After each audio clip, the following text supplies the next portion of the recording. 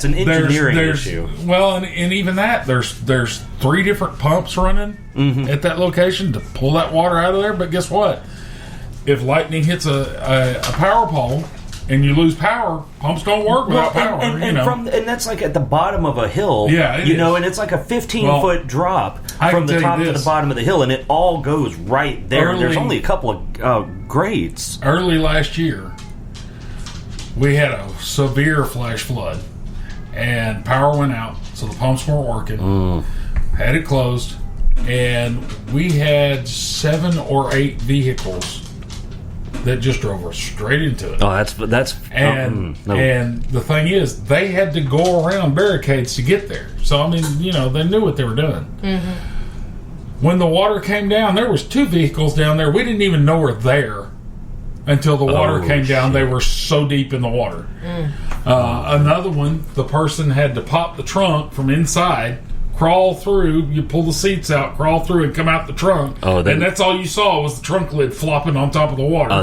They're lucky. Yeah. They're very lucky. Oh, my goodness.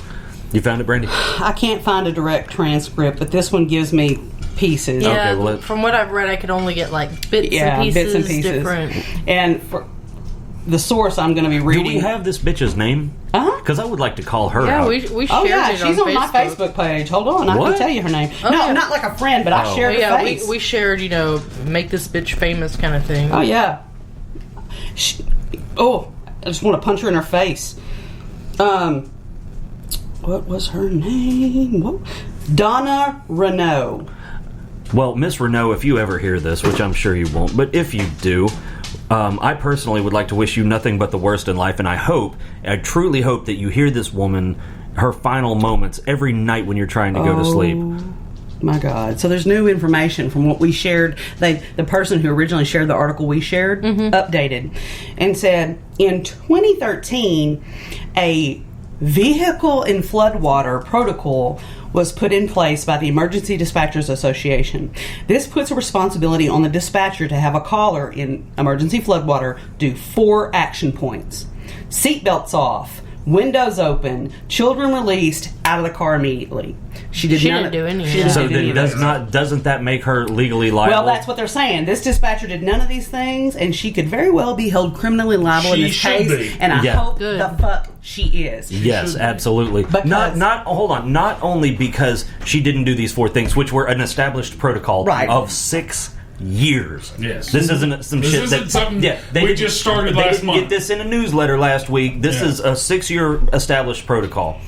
But because she was so unbelievably cold and calloused, and this woman died hearing this bitch act like an asshole to her. Her last things that she heard were just being scolded and being mocked. She literally told her to shut up.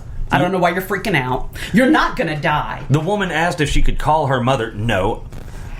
Asked if the woman... she could pray with her. Yeah, and she said, no, I'll listen, though. And I listened. Oh, she's a bitch. I listened to the call. So I can tell you...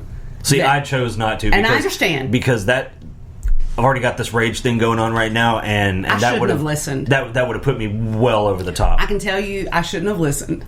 I cried for about an hour last night. Yeah, it was just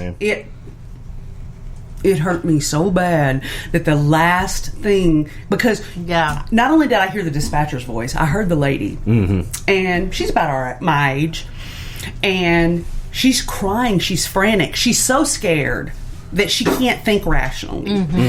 Because you think, well, I would get on top of the car, duh. But no, when you're in panic and terror, some people's brains kind of short out. And she clearly was at that point. She could not think rationally. That's why we have 911, so that they can have a script to follow and think rationally for us in an emergency. Well, and it's more than just, of course they're there to get us help, but they're there to help us act as well. Yeah. They're there to help us calm us down, talk us through the situation. Not belittle us when, we're in literal mortal danger. Part of what we've all heard cases of, like, where the 911 operator has had to talk somebody through rescue breathing or how to stop bleeding. That's part of what they do is guide you in the emergency steps, because let's face it, not everyone has that training. And even if you do, some people just when they're in personal. It's one thing. Some people can act. Yeah, it's one thing if it's happening to you, and I can stand back here and tell you, hey, you need to do these things. But if it's happening to me, I very well might not be in a rational frame of mind. You don't know how you're going to respond. Exactly. But it's just like some people could study for a test and study, and then they get there and they just blank. And I mean, a lot of people do that in situations like that. It's a reaction. Some people have it, some people don't. But so I'm gonna, and this is from a Newsweek article, and I'm just gonna read you parts of the transcript. But I can say after listening to that call, it's not just the words that she says to the lady.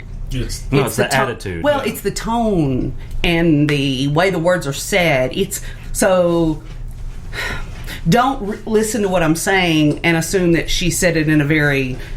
She was really actively ugly. I mean, such a scorn. It does sort of as awful as the whole thing is. It does make me a little bit happy that she could be held criminally responsible. Absolutely. Well, because the whole thing was her last day, last she had shift. I don't give a fuck syndrome. Yeah, real bad. Yeah. And she had one job. And there are certain jobs you don't get to have I don't give a fuck syndrome. Yeah, and that's at the top of the list. What was she retiring? No, she was going to a leaving. different. She had given her 2-week notice, and that was her last shift. And Wow.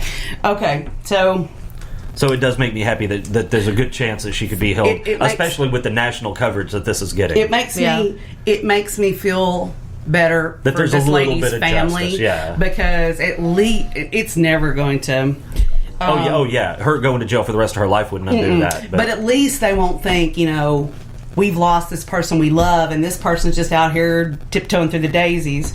Yeah, okay. I'd have a problem letting that go. The lady's name was Deborah Stevens, and this happened August the 24th. And like I said, I'm giving my source. This is from Newsweek. She was out delivering papers in Fort Smith. Floodwaters in the riverfront town swept up the car. She called for 911 for help. Instead of receiving help, she was mocked. And she was mocked. So here's just little snippets of the interchange. She had a very mocking tone. That's even mentioned here in Newsweek. And okay, dispatcher. The lady said, "I don't want to die today. I don't want to die."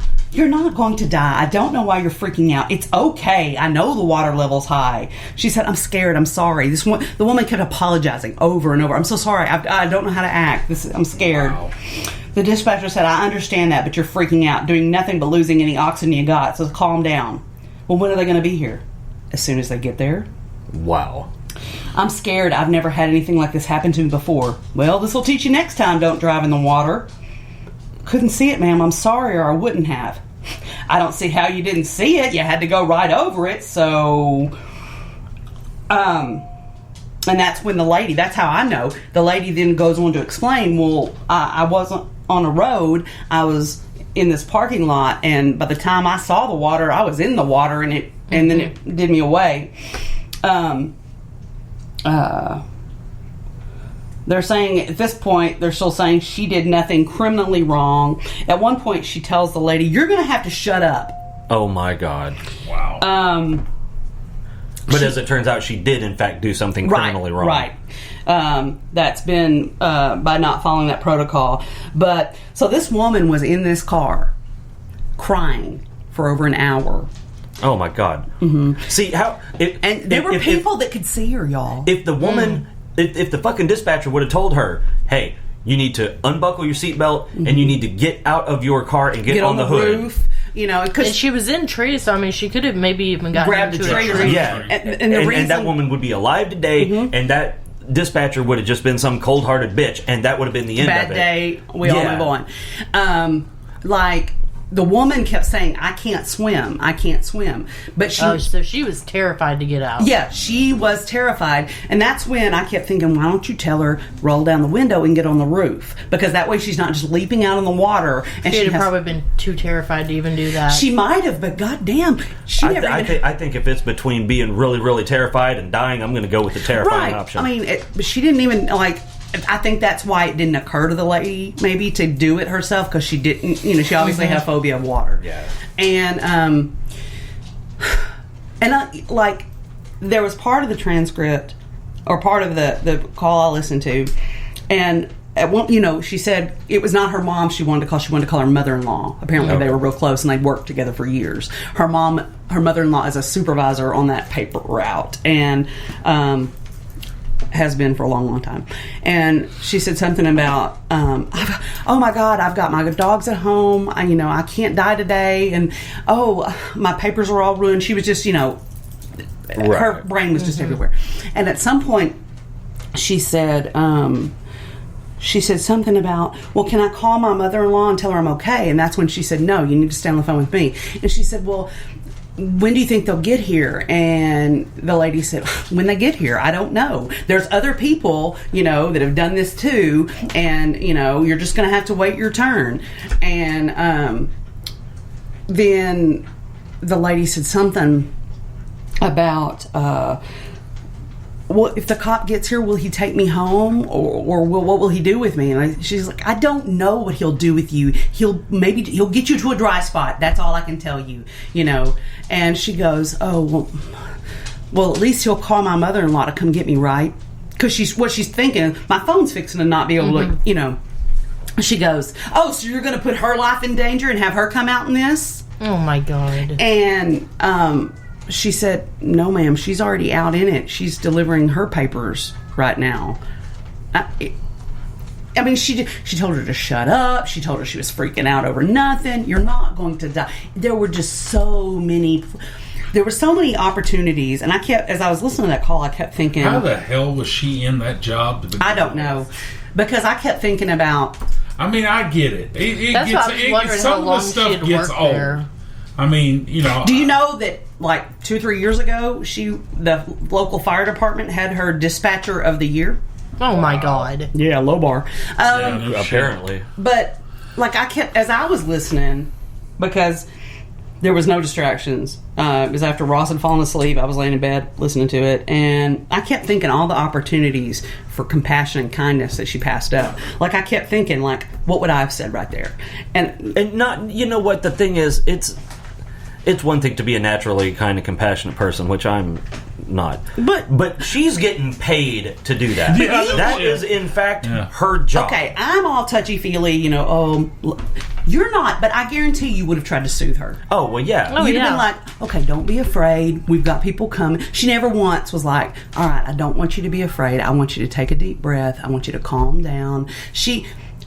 Just the tone of her voice was antagonistic. When I'm thinking, on a 911 call, your voice is your tool. Yes, exactly. And the way you talk to people, and the way you need to talk to them calmly, deep. It's going to be okay. We're handling this. You're not alone. I'm not going to leave you. She never reassured her or offered her any shred of anything in that whole 25+ minute call.